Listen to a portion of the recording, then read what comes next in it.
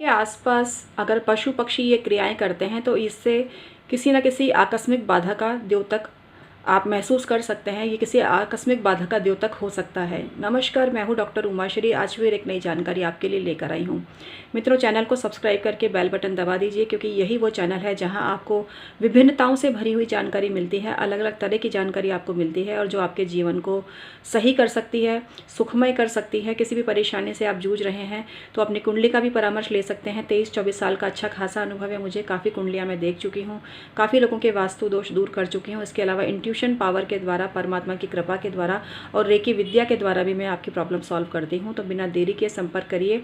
जो समस्या आपने बहुत लोगों को दिखा दिया दूर नहीं हो रही है, एक बार ज़रूर दिखाइए अपनी कुंडली और जान लीजिए उपाय। तो चलिए आज का वीडियो शुरू करते हैं और आपको बताते हैं कि ऐसे कौन से जीव जंतु होते हैं जिनके द्वारा आप ये पहचानें कि घर पर कोई मुसीबत या स्वास्थ्य पर संकट या कोई बीमारी या कोई रोग या कोई मुसीबत आ सकती है। और ये आपको डराने के लिए नहीं बताया जा रहा है, ये सिर्फ आपको इसलिए बताया जा रहा है कि अगर ऐसी कोई चीज़ आपको दिखती है तो आप आगाह हो जाएँ और अपने स्वास्थ्य के प्रति या अपनी परेशानी जो आपको चल रही है उसके प्रति थोड़े सतर्क हो जाएँ और उसके निवारण के लिए उपाय करें। आपको चाहिए कि कोई बहुत बड़ा कष्ट हो रहा है तो मकान का वास्तु भी चेक करवाएं। हमने बहुत कम चार्जेस कर रखे हैं। आपके बहुत सारे पैसे वेस्ट होते हैं। लोगों ने तो लूटपाट मचा रखी है। हम किसी का नाम नहीं लेते, ना ही किसी का अपमान करना हमारा उद्देश्य है, लेकिन आप प्रत्यक्ष को प्रमाण की आवश्यकता नहीं होती। आप स्वयं मार्केट में देखें कि लोग कितना कितना पैसा लेते हैं और हमने कितने कम ऑफर में आपको कुंडली और वास्तु दोष आपको बताया है। तो यहाँ ज्ञान की कोई कमी नहीं है, वर्षों का अच्छा खासा अनुभव है। बस आपकी भलाई करना चाहती हूँ, इसीलिए फीस काफ़ी कम कर रखी है। इससे ज़्यादा कुछ उद्देश्य नहीं है। तो मित्रों, बिना देरी के संपर्क करिए। आप जो भी बात पूछते हैं उसे पूरी तरह से गुप्त रखा जाता है, कोई टेंशन नहीं है। डायरेक्टली आप किसी से मिलते हो तो अभी कोरोना का खतरा मंडरा रहा है और ऑनलाइन परामर्श ही सबसे सेफ परामर्श है। अगर आपके एरिया में कभी भी चमगादड़ नहीं आते, लेकिन अगर घर के आसपास कहीं चमगादड़ अचानक से दिखाई देने लग जाए तो यह बुरा संकेत है और ऐसा मानना चाहिए कि कोई मुसीबत उस घर पर या परिवार पर आ सकती है जिसके घर के आसपास चमगादड़ घूम रहे हैं। मधुमक्खियाँ किसे अच्छी नहीं लगती? मधुमक्खियाँ काफ़ी अच्छी होती हैं और मधुमक्खियाँ शुभ भी होती हैं। कई तरह से मधुमक्खियों के बारे में विचार किया जाता है, लेकिन यदि आकस्मिक रूप से मधुमक्खियाँ किसी घर में गिरने लगें, आए दिन गिरने लगें, तो उस घर के निवासियों को किसी प्रकार का खतरा आता हुआ समझना चाहिए। स्पेशली अगर मरी हुई मधुमक्खियाँ गिरती हैं तो ये बहुत ही खतरनाक संकेत होता है। सुबह सुबह अगर कौवा कोई आवाज़ निकालता है तो लोग कहते हैं आज कोई मेहमान आएगा और शुभ संकेत होता है। और कई बार कौवे की जो आवाज़ है वो शुभ भी होती है। कौवे के बारे में काकतंत्र एक बहुत बड़े शास्त्र में, बड़े बड़े शास्त्रों में काकतंत्र पर बहुत बड़ी बड़ी व्याख्याएं की गई हैं। इस पर मैं फिर कभी आपको बताऊंगी डिटेल में, लेकिन आज इतना ही बताती हूँ कि रात्रि को अगर अचानक से, क्योंकि कौवा नॉर्मली रात्रि को इजीली ऐसे बोलता नहीं है, दिन में ही काँव काँव करता है, कभी किसी के मुंडेर पर आकर या द्वार पर आकर।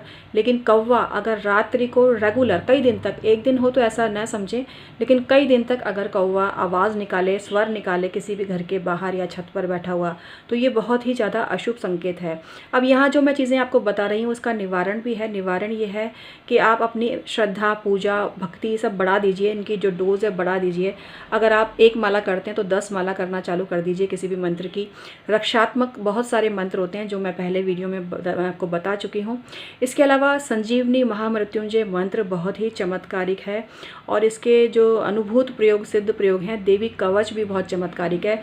अगर आपको किसी भी तरह की कोई व्याधि है, भय लग रहा है या किसी प्रकार का भी कोई संकट दिखाई देता है, डर लगता है और अपने आप को किसी से हीन महसूस करते हैं, अनजाना सा डर रहता है, तो आप दुर्गा सप्तशती के देवी कवच का डेली पाठ करिए। और खुद, मैं क्या बोलूँ, माता की शक्ति खुद बोलेगी और आप खुद अपने जीवन में चमत्कार को महसूस करेंगे। मैंने तो अनुभूत किया कई बार और दिव्य शक्ति को महसूस किया है मैंने तो, माता की। आप भी ये पढ़िए, आपको भी समझ में आएगा। हनुमान बड़वाना स्त्रोत के बारे में क्या कहूँ, इतना चमत्कारिक है। जिसने इसको पढ़ लिया उसके तो संकट दूर होने ही होने हैं। लेकिन भगवान की भक्ति में कुछ खास नियम कायदों का ध्यान रखना पड़ता है, उनको उपेक्षित बिल्कुल भी ना करें। ये इतनी चमत्कारिक चीज़ें हैं। थोड़ा सा मैं अलग बोल रही हूँ, वापस मूल विषय पर आती हूँ, लेकिन ये भी आपके फ़ायदे की ही बात है।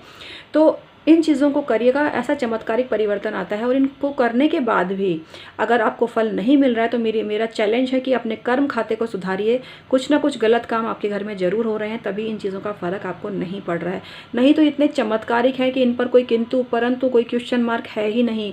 माता रानी हमारी रक्षक है, वो हमारी सब कुछ है। इस तरह की फीलिंग्स लाकर आप करें उपाय, तो आपको बहुत ही ज़्यादा अच्छा फल मिलेगा। और ये जो सारी समस्याएं मैं आपको बता रही हूँ, इनसे आपको निजात मिलेगी।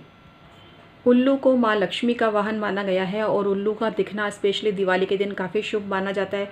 लेकिन यही उल्लू अगर रात्रि को तरह तरह की आवाज़ें घर पर आकर निकाले या घर की छत पर निकाले, तो ये भी किसी परेशानी का इंडिकेशन है, स्पेशली स्वास्थ्य संबंधी गिरावट का प्रतीक है।